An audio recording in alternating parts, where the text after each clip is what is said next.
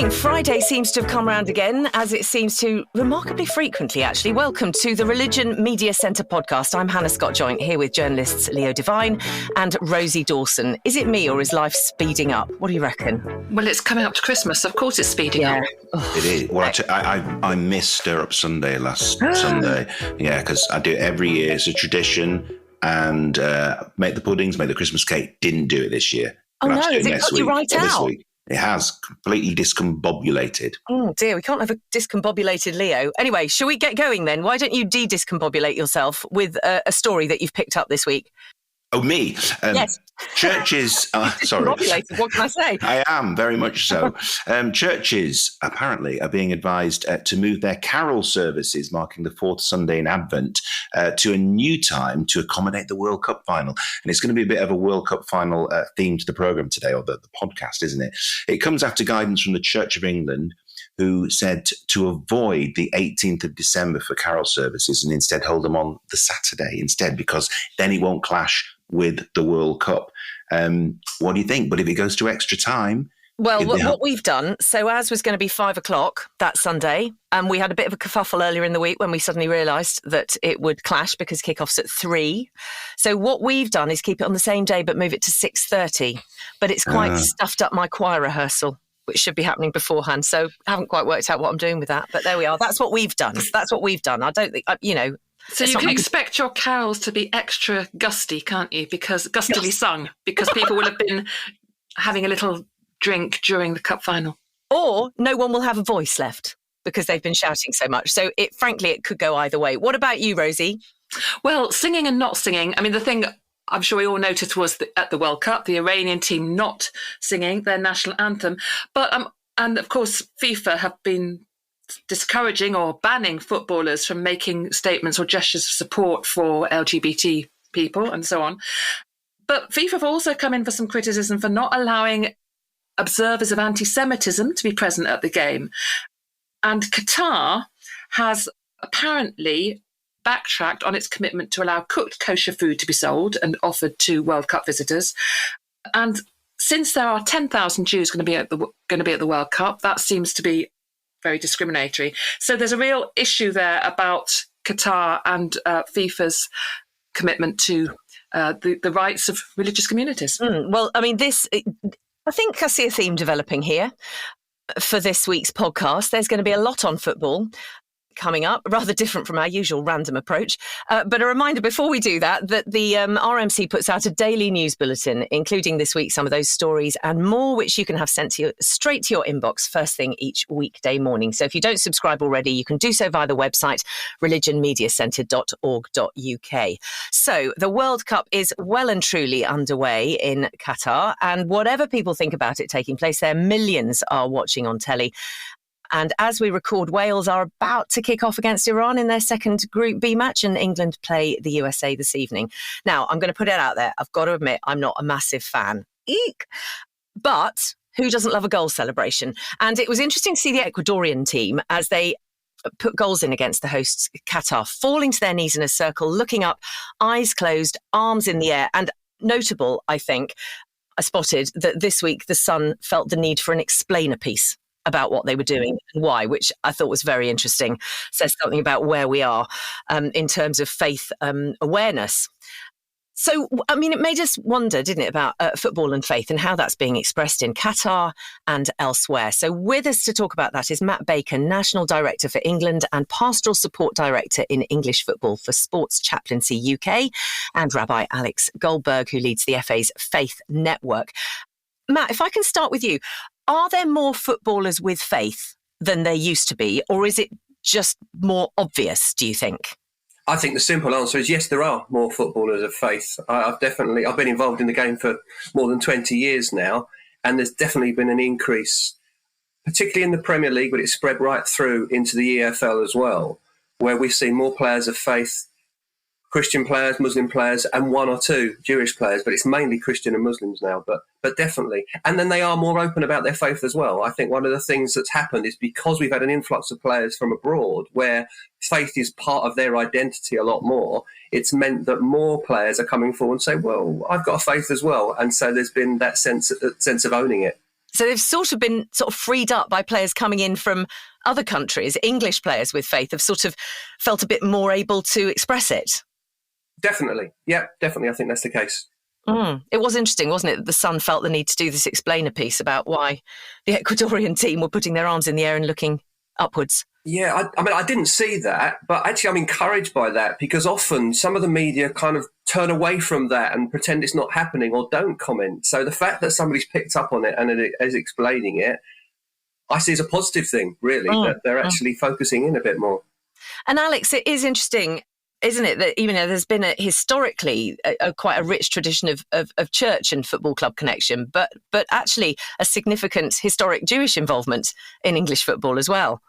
Yeah, there's been a historical Jewish involvement, and just like some of the early football clubs, there is a tradition of having football teams at youth level, and we have Maccabi GB, which has thousands of young Jewish people playing football every Sunday. Not on a Saturday, but certainly on a Sunday. Sure.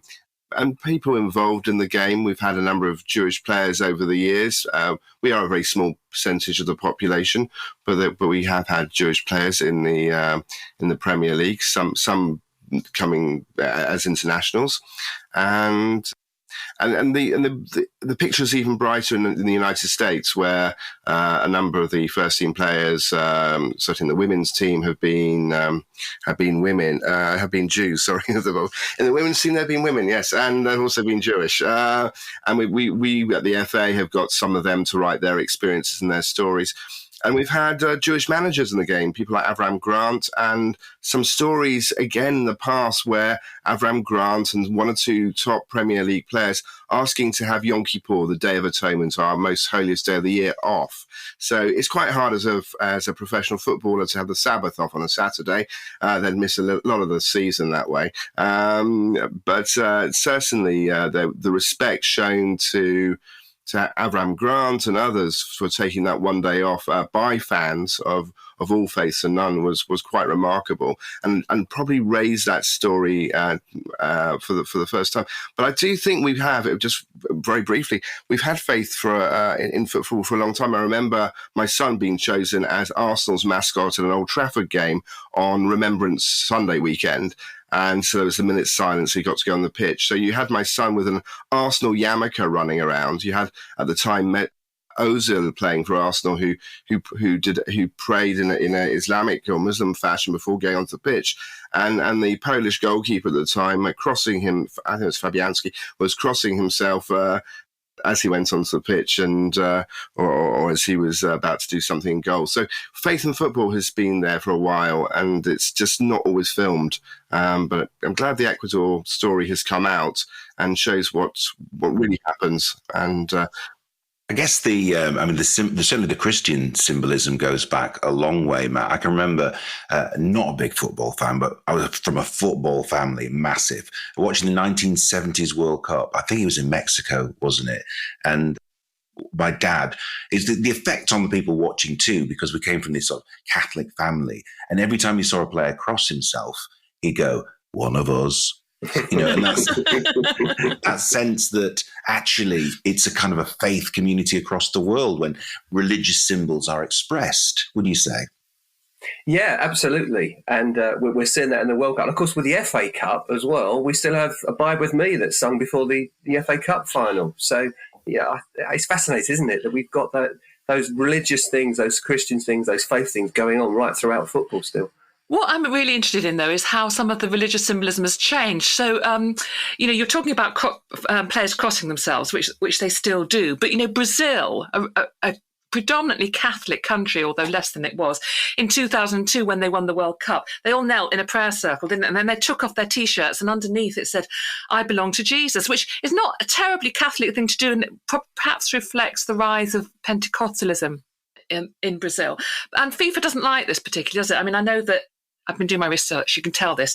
There's a cup called the Confederates Cup, isn't there, Matt and Alex? Mm-hmm. And in 2009, FIFA disciplined Kaká and Lucio because they took off their tops also to show this sort of statement about Jesus. So, I mean, how is the decision made about, what you can do and what you can't. You can lift your hands skyward, you can cross yourself, but if you're taking off your shirt and it says Jesus underneath, that's not on. Is it a fine line how they make decision about what's okay and what isn't? It's to do with Rule 4, FIFA's Rule 4, which is showing political or religious symbols during a match. And this has become, in a much more multi-religious and multi-belief environment, quite a difficult territory to navigate. So when I was working, or I have been working for the FA, but it was 10 years ago, we worked on a campaign so that in international football, women could wear sports hijabs on the field. And that's actually enabled many teams around the world, certainly in the Arab world and the Iranian team, to don sports hijabs and actually go up the rankings quite rapidly. But that was quite an intense battle, supported by the Jordanian representative on FIFA and the English FA. Jordanian representative, it was a crown prince or a prince of Jordan, I can't remember which, and that was accepted. But at the same time, there was an Israeli player in the Champions League who had scored a goal, and actually one of the more left-wing secular teams in Israel. And he'd been given a yarmulke with the badge of the club on it, and he put it on his head when he scored. That was his celebration. And he got yellow carded immediately because of Rule 4. And that was considered controversial. And this very left-wing, non-religious club, then I think it may have been a Saturday match, but the next Saturday handed out free yarmulkes, skull caps, to 20,000 fans who all wore them, which, as a rabbi, which I am, was quite an amazing sight to see in the photograph. So I think we've still got some way to go, because I don't think that wearing a yarmulke on the football pitch is trying to promote a religion. It might be hard to keep it on. There is that, but there is that. Yeah, if you might be but you can wear extra clips, can't you? And there are ways of wearing things around your head which stay on. But that's some of the challenges we have. So we sort of half resolved it and half not resolved it. And it's the same rule as we speak this week, which is being used around which armbands you can wear and can't wear on the pitch. And I think that there is probably a thin line between a rule which is there to stop politics coming into sport and proselytization coming into sport, and one that's being used to suppress messages, suppress identity, and suppress the whole person coming to work. And I think that line has been crossed quite a few times already. Is there any Jewish symbol? You talked about wearing yarmulkes. Maybe images are problematic in this sense, but insofar as that, Christians crossing themselves, or, I belong to Jesus, or Muslims actually falling in prayer after scoring a goal, is there anything particularly Jewish that we've seen? I think if you look at footage of leagues where there are lots of Jewish players, they will pray on the sidelines. Clearly not crossing themselves in a Jewish context. No. Even I was sort of Ben Steller's sketch where he does a 6-pointed thing on his chest with when his Catholic friend does the 4-pointed. But there are obviously people to pray in their own way, and you'll see it again in leagues where the people are predominantly Sikh or Hindu, and you'll see them pray in the manner that they're used to praying, and that's quite evident. Footballers are extremely superstitious individuals, so you might have a goalkeeper who is forever looking at something on the football post to put his gloves, or he needs to put them in a certain angle. The fingers must point one way for his spare gloves or whatever. Why? Because he saved the last 6 penalties when the glove was pointing that way. That's superstition rather than religion. But religion comes into that as part of that ritual and part of that psychology that they need to play. So, Matt, that kind of feeds into what I was going to ask you about chaplaincy. So, chaplains, do all football clubs have chaplains now? Are they all Christian chaplains? Is there a range? How does that work? Because that's been a really growing thing over the last sort of decade or so, hasn't it? Yeah, absolutely. So all clubs can have a chaplain. So it's not mandatory that they have to have a chaplain, unlike some things within football. And I'm talking about the professional side of things, the top sort of 4 divisions. but 70 out of the 92 have chosen to have chaplains. Oh, okay, that's a large amount. Yeah, so it's a significant amount right through. And that goes down as well into the National League and beyond that as well. So you're probably, if you get right down there, you're probably talking more than 100 chaplains now that are involved. And what is the role? If you're a chaplain at a football club, what does that actually mean day to day? What are you there to do? What do they see you as being there to do? Yeah, well, we talk about being pastorally proactive and spiritually reactive. Okay. So the pastoral proactive is about being there, being present, being there for everybody, whether they have a faith or not, or whatever that faith may be, part of that support network behind the scenes. So it's not an upfront sort of role, but it's behind the scenes, whether that's for a player, a member of staff, stadium members of staff, can be anybody. So it's that pastoral care. And then the spiritual reactive then is then reacting to the climate that you find it. So we've made the point already, there's a lot more players, for example, of faith now than there ever was. So you'll find within football clubs now, prayer meetings going on with players, or prayer rooms being set up. So there's a number of clubs now where they're setting up prayer rooms so that players... And is it sort of quite surprising sometimes that it's not just the players with a clear faith who use that? Yeah. I think once it's out there again and it's known, then once you see something, you're more likely to say, I'd like to embrace that as well. That's why it's so important, isn't it? The visual side of things, and that we're talking about it. So that's a massive growth that we've seen and continue to, which I find, of course, fascinating when we're told, people aren't so interested in faith. I always kick back against that. I think we have to find the language to communicate in. It may not be so much the traditional understanding, but actually people want to talk about spiritual matters, I think, much more than they've ever done. I think you worked with Linvoy Primus, Matt, who was a former professional footballer who started, was it at Charlton? He started a prayer group. Linvoy was at Portsmouth and they'd always prayed before a game there, and he'd been there for a few years. He came to us on loan and he just said to me, Matt, could we pray together before a game? So, of course, I said yes. That was 15 years ago. We started pre-match prayers then, and it's continued on. And so before nearly every home game in the last 15 years, I've been there, knocked on the door, any players want to come out and pray. And coming back to the multi-faith element, there have been times, again, particularly with Muslim players, we've had 4 or 5 Muslim players in the team. So we've had Christian prayers, and then we've had Muslim prayers in the same room afterwards, which is brilliant.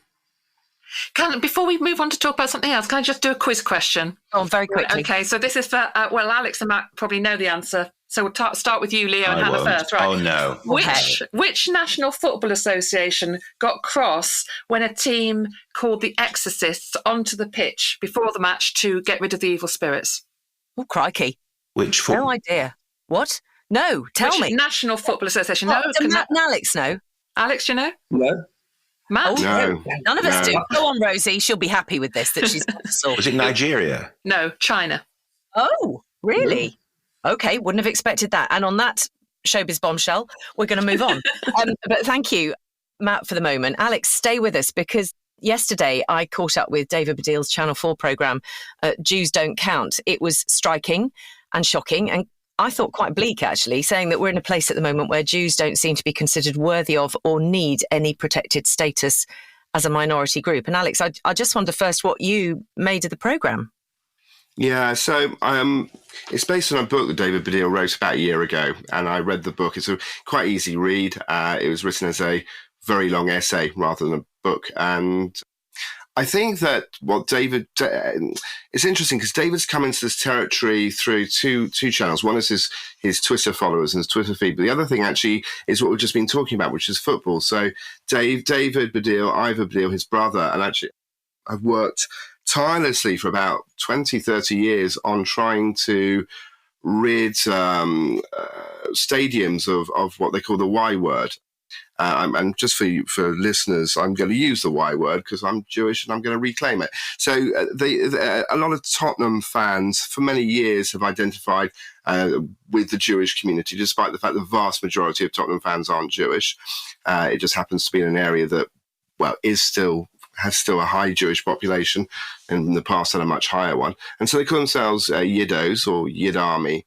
And that's resulted in a lot of chanting over many years now towards Tottenham fans, which is, as David observed, on the terraces of Chelsea and indeed most London clubs, to be honest with you, gets into, chanting about hating Tottenham and then shouting that Y word. And then sometimes David was there when they were saying, if I can use just the word F rather than anything else, F the Jews. And that came out in the documentary. I've sat in the Emirates Stadium, and I've spoken about this for many years with my 5-year-old son, while somebody was singing about somebody going to gas Jews at Auschwitz. So this is a sort of songs that we were used to hearing, certainly during London derbies involving Tottenham, and sometimes when Tottenham weren't there. So the shed at Chelsea was notorious for making also gas chamber hissing noises when Tottenham were present. And Chelsea, who have now admitted they have a problem, 10 years ago they didn't, said in the early 80s we were a recruitment ground for Blood and Honour, which was the youth group of the National Front, the far-right group. So I think what David realised in campaigning for all this was that, yes, Kick It Out had done a fantastic job of trying to highlight racism against Afro-Caribbean and African players in the game. And indeed, I've worked with the late Cyril Regis, and speaking to Cyril Regis as one of the first top-flight Afro-Caribbean players in the early 1980s. The assault and abuse he used to get on the pitch, where people used to, we forget this, throw bananas on the pitch, making monkey noises, and I just said, I asked him, I was staying in a hotel and after an England game, and we just were in the bar until 3 a.m. in the morning. How did you stand there? And I think he felt he was an ambassador, that if he didn't stand there and play his best week in, week out with likes of Brendan Batts and Viv Anderson, who are his teammates, then future generations would not be able to come through. But I think David's realised that why would Jews exceptionalise? We have a world where we have identity politics, we have anti-racism, and he was concerned that Jews were not being included in that discourse. And I think until recently he was right. In football, that has been resolved or started to be resolved in the last 10 years. There are still pockets of this challenge everywhere. But on campuses, we have another challenge, and I'll finish on this, that we're bringing in American ideology, which looks at race and racism through power. And what the classic thing about anti-Semitism is that not only are Jews described like every other minority as down in really difficult terms as other migrant populations are described as, but also there's a second part of anti-Semitism, that somehow Jews have a secret power. There's a conspiracy that Jews have power to control. And therefore, in that left-wing ideology, that's crept through maybe through the Soviet Union originally, but crept through to say Jews are powerful. That's what came in really, really strongly in the documentary yesterday, wasn't it? That it's this double-edged. On the one hand, they've got no power at all. On the other hand, they're extremely powerful. And one of the most interesting parts of the documentary, I thought, was the discussion that David had with Miriam Margolyes, because they were talking about whether British Jews should feel an affinity with Israel and how they should engage with the relationship of the Israeli government. And the Israeli government perceived, as being obviously in some respects extremely powerful. And that was a really interesting conversation, because they took a different view on that. Yeah, so it was interesting to include both Stephen Fry and Miriam Margolyes. So lots of the people included in the programme on Channel 4 were perhaps in minority ideological positions within the Jewish community. Miriam and Stephen Fry were open in the 1980s. I was associated. Stephen Fry was part of the Jewish Socialist Group, and probably have a different view of Israel to the vast majority of Jews within the Jewish community in the UK. And I think it was important to have Miriam Margolyes on tape, because as the program went on, she was saying it'd be all okay if the Middle East crisis was solved. And David Baddiel is not interested in Israel. He's just sort of not interested in the Middle East. He sees himself as a British Jew, and he's not interested. He sort of sits on the fence, neither one way or the other. And he doesn't believe that. He thinks if you take the Middle East out of the equation, there'll still be anti-Semitism, because the anti-Semitism he's seeing and the discourse around power is a discourse that we saw in the late 19th century, we saw in Tsarist Russia, we then saw in Nazi Germany, and then we saw in Stalinist Russia. So I think that he's worried that that's not going to go anywhere. And I think towards the end of that interview, Miriam sort of just completely changed course and said, yes, of course there's anti-Semitism in society. That's part of the society we live in. And she was being very Miriam-esque. And I'm sorry if I haven't directly quoted her, but she was being very... And I think that was a really, really important testimony from somebody who for many years has said, no, this would... Well, she starts with that position, doesn't she? This would just be cured if there was no challenge in the Middle East. Alex, going back to the title, Jews Don't Count, or Why Don't Jews Count? He was particularly angry, wasn't he, with Dawn Butler, who was kind of going through this list at the Labour Party conference of who kind of is discriminated against. And of course, Jews were missing from that list because anti-racism seems to be more about colour or power, people of colour. And yet it was interesting, David Schwimmer, the American actor, said, I'm not white. I don't feel white.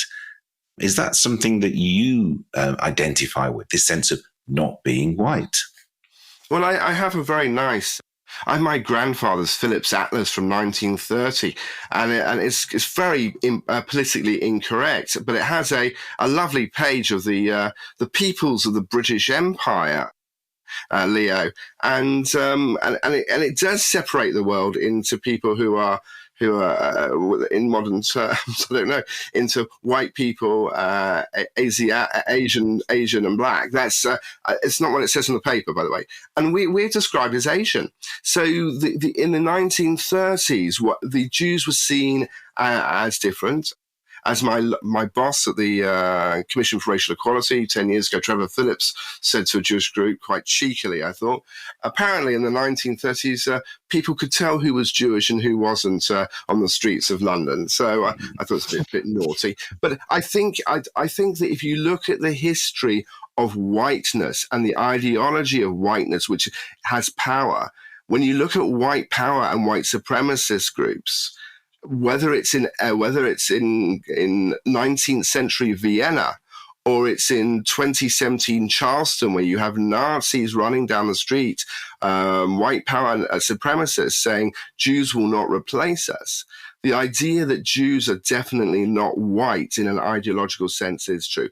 Am I pale? Well, Leo, you can judge for yourself. I'm pale and male, and in the modern parlance, yes, I do have privilege as a result of that. But could I pass as white?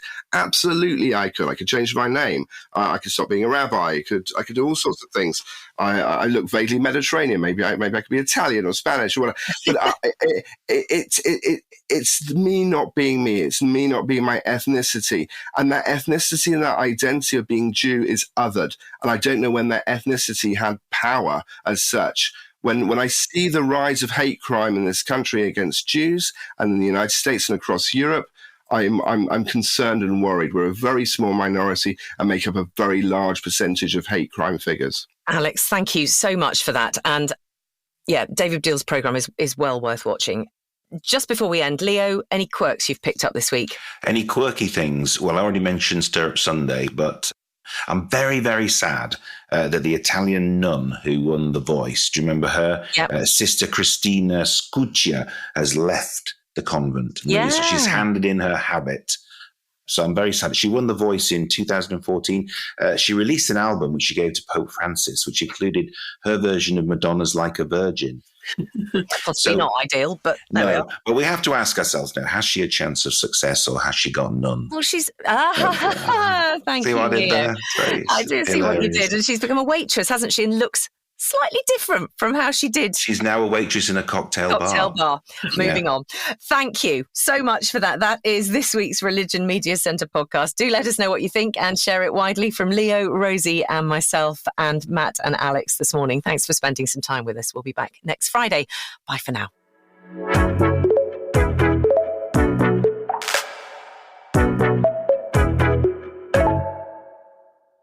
The Religion Media Centre is an impartial and independent organisation providing an expert resource for the media and other interested parties to help the reporting and understanding of religion and beliefs. You can find news, fact sheets, briefings and lots more on the website at religionmediacentre.org.uk, where you can also sign up for a daily roundup of stories about religion and belief from the UK and around the world straight to your inbox. If you'd like to support the podcast and the work we do, contributions are very welcome. Thank you if you do, have or will. It all helps us continue to tell the stories that matter, and it's hugely appreciated.